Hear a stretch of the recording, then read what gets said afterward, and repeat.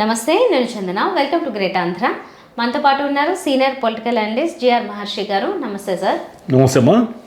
Sir, ఇప్పుడు తిరుపతి అనేది అందరూ పవిత్రంగా భావించే ప్లేసు. అంటే తిరుమల ఒకటే కాదు, కింద ఉన్న తిరుపతిని కూడా అదే విధంగా భావిస్తూ ఉంటారు. కాబట్టి కొత్త మద్యం పాలసీ వచ్చేలోపుగా ఈ తిరుమలలో ఎలాగో అన్ని నిబంధనలు ఉంటాయి సరే, తిరుపతిలో కూడా, ఎందుకంటే అక్కడ కొన్ని సత్రాలు ఉన్నాయి, అక్కడ ఒక కాలేజ్ ఉంది, ఇలాగ కొన్ని దేవస్థానాలు ఉన్నాయి, ఇలాంటివన్నీ ఉన్నాయి. కాబట్టి అక్కడ మద్య నిషేధం అనేది అమలు చేస్తే బాగుంటుందని ఒకటి వినిపిస్తోంది. ఇప్పుడు ఎలాగో హిందుత్వము లేకపోతే ఈ కొత్త కొత్త కొన్ని ఏవైతే ఉన్నాయో, అంటే పవన్ కళ్యాణ్ గారు తీసుకుంటున్నవి అవన్నీ సరే, అవి ఒక రకంగా వీళ్ళకి కూడా, అంటే బీజేపీ అయితే మేము హిందుత్వ పార్టీ అని చెప్తూ ఉంటుంది. కాబట్టి ఈ మూడు కలిసే ఉన్నాయి, టీడీపీ, జనసేన, బీజేపీ. మరి ఈ టైంలోనే ఆ మద్యం పాలసీ ఏదో వచ్చేలోపుగానే మద్య నిషేధం అనేది తిరుపతిలో అన్ని చోట్ల, అంటే మొత్తం అంతా కాకపోయినా ఇంపార్టెంట్ ప్లేసుల్లో కొన్ని చోట్ల అయినా అమలు చేస్తే బాగుంటుంది కదా అని వినిపిస్తుంది. దీని గురించి అసలు ఎవరైనా ముందుకు వస్తారంటారా? అక్కడ ఎవరు ముందుకు రారు. రాష్ట్రం అంతా విధించిన మద్య నిషేధాన్ని టీడీపీ చంద్రబాబు నాయుడు గారు అప్పుడు ఎత్తేసారు. అంటే ఎత్తేయడంలో దాంట్లో కొన్ని రీజన్స్ ఉన్నాయిలేండి. ఎందుకంటే మనము మద్యము అమల్లో ఉన్నదానికంటే కూడా మద్య నిషేధం ఉంటేనే రాజకీయ నాయకులకి ఎక్కువ వ్యాపారాలు, లాభాలు వస్తాయి. ఎలా? మొత్తం అక్రమ మద్యమే కదా. మద్యం తాగడం ఎవరు ఆపరు? నేను ఆ మద్య నిషేధ కాలంలో నేను చూశాను కదా, లోడ్లు ట్రక్కులు కర్ణాటక నుంచి, తమిళనాడు నుంచి మద్యం సరఫరా అయ్యేది. ఎక్కడ దొరకనట్టుగా ఉండేది కానీ అన్ని చోట్ల దొరికేది. ఎవరికి కావాలో వాళ్ళు ఎత్తుక్కొని అంటే 10 రూపాయల సరుకు 20 రూపాయలకు 30 రూపాయలకు ఉంటుంది. దానివల్ల ఏమిటి ప్రయోజనము? అంటే మద్య నిషేధాన్ని చిత్తశుద్ధితో అమలు చేయడం అనేది చేస్తే మంచిదే. చేసేదానికి అవకాశాలు ఉన్నాయా? ఎందుకంటే మనము రాజకీయాల్ని మద్యంతో కలిపేశాం.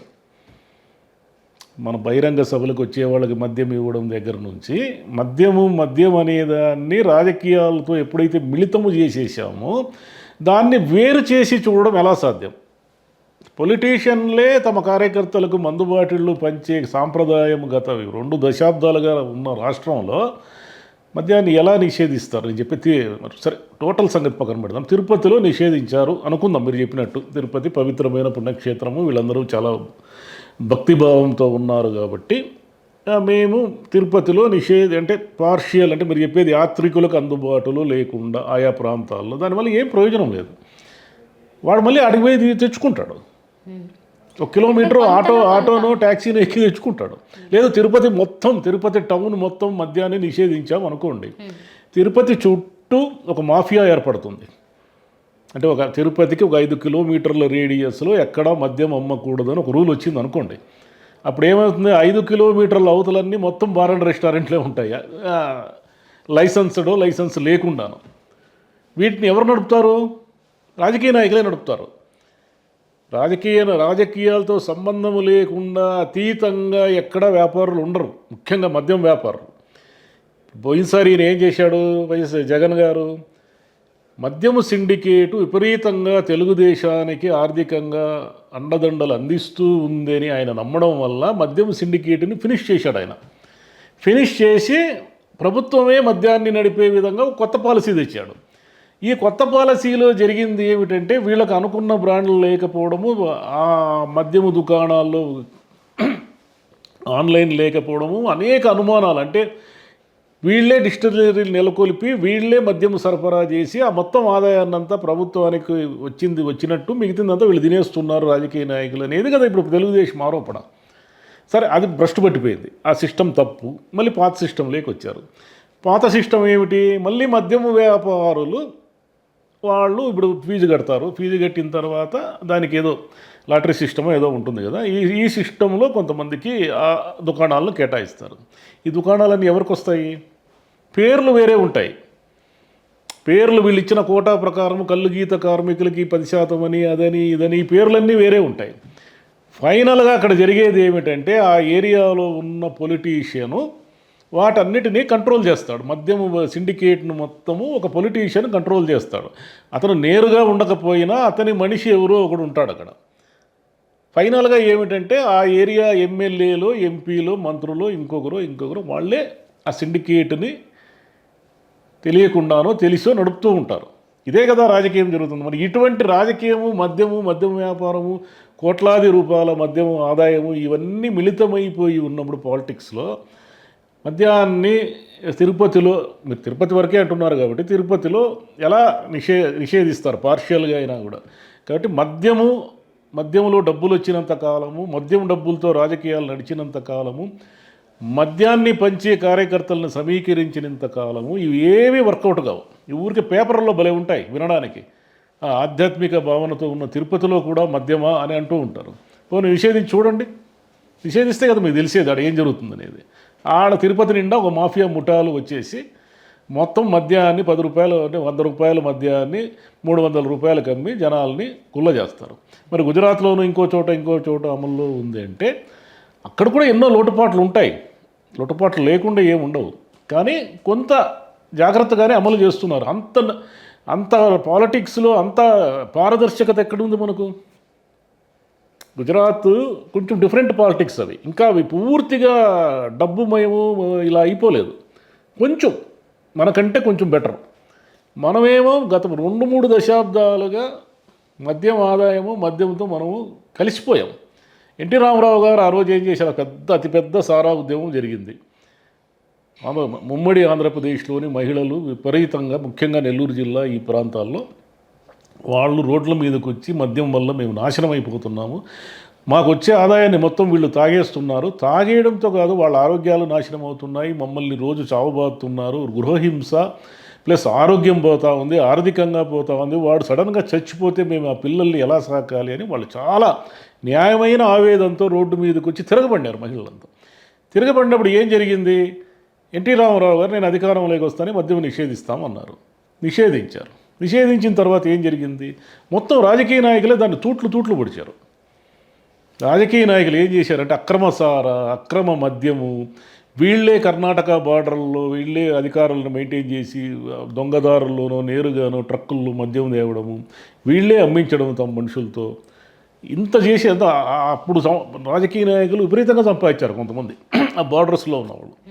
మరి మద్య నిషేధం అప్పుడు మద్యాన్ని ఈయన వచ్చాడు, చంద్రబాబు నాయుడు గారు వచ్చిన తర్వాత ఇది మనతో సాధ్యం కాదని ఆయన రకరకాలుగా పెట్టారు. ఏం చేశారు? మంగళవారం సెలవు అన్నారు, డ్రై డే అన్నారు, అది వర్కౌట్ కాలే. చాలా లిమిటెడ్గా షాపులు ఇస్తామన్నారు, అది వర్కౌట్ కాలే. ఇక బార్లు గీర్లు ఏమి ఉండవు మీకు అని కొంతకాలం ఏదో అన్నారు, అది వర్కౌట్ కాలే. ఇప్పుడు ఏమైపోయింది మొత్తం? ఇప్పుడు అదేమిటి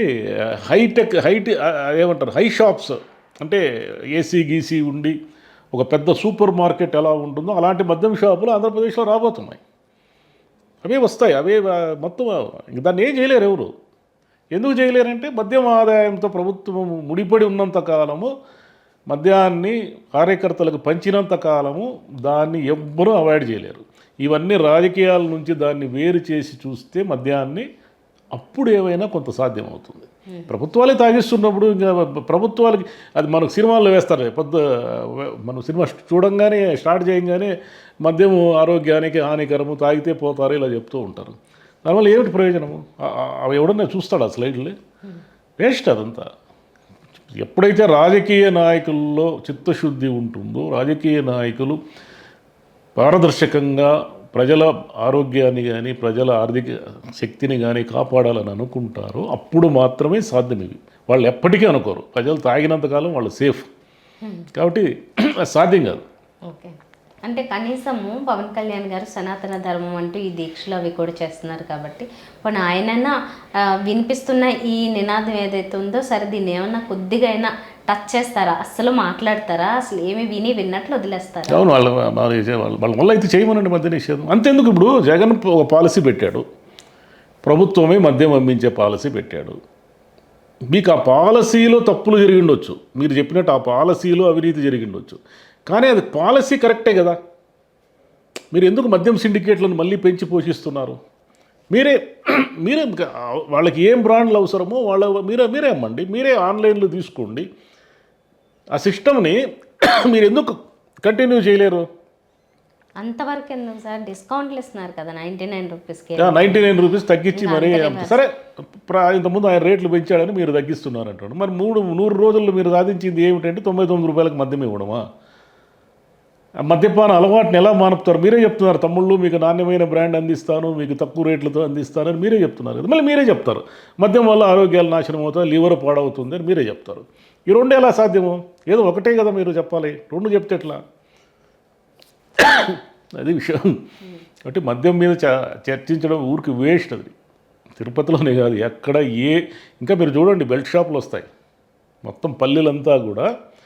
ప్రతి విలేజ్లోనూ ఒక బెల్ట్ షాప్ వస్తుంది. ఆ వైన్ షాప్ అంటే ఇదంతా కూడా సిండికేట్ అన్నమాట. ఈ వైన్ షాప్ సిండికేట్ ఎలా ఉంటుందో ఆ పాలిటిక్స్ తెలిసిన వాళ్ళకి అర్థమవుతుంది. వీళ్ళు ఏం చేస్తారంటే, ఉదాహరణకి తిరుపతి అనుకోండి, తిరుపతిలో ఒక 30 మద్యం షాపులు వీళ్ళు లైసెన్స్ ఇస్తే ఆ 30 మద్యం షాపులు వేరువేరు పేర్లతో ఉంటాయి. వీళ్ళందరూ కూడా వాళ్ళు నడుపుకోలేరు. ఒక సుబ్బయ్య అనే అతనికి, ఒక కల్లు గీత కార్మికుడు సుబ్బయ్యకి మీరు ఒక మద్యం షాప్ ఇచ్చినంత మాత్రం నా సుబ్బయ్య నడపలేడు. ఎందుకు నడపలేడు అంటే ఈ సిండికేట్లో భాగమైతే తప్ప నడపలేడు అతను అనివార్యంగా తన షాపును ఆ సిండికేట్కి ఇచ్చేయాలి. ఆ సిండికేట్ ఏం చేస్తుందంటే మొత్తం ఎక్సైజు, పోలీసు, రకరకాల రూపాల్లో వచ్చే వాళ్ళందరినీ వాళ్ళు మేనేజ్ చేస్తూ, పొలిటీషియన్స్ని మేనేజ్ చేస్తూ వాళ్ళ ఏరియాలో ఉన్న బెల్ట్ షాపులన్నింటినీ విస్తృతం చేస్తారు. ఈ బెల్ట్ షాపులు ఏమిటంటే అర్ధరాత్రి అయినా సరే ఒక పల్లెటూరులో వెళ్ళి తలుపు తడితే మద్యం దొరుకుతుంది, కాకపోతే రేట్ ఎక్కువ. 100 రూపాయల మద్యం 150కు 200కు దొరుకుతుంది, కానీ దొరక్కపోవడం అనే ప్రశ్నే ఉండదు ఇక పల్లెటూరులలో మద్యం.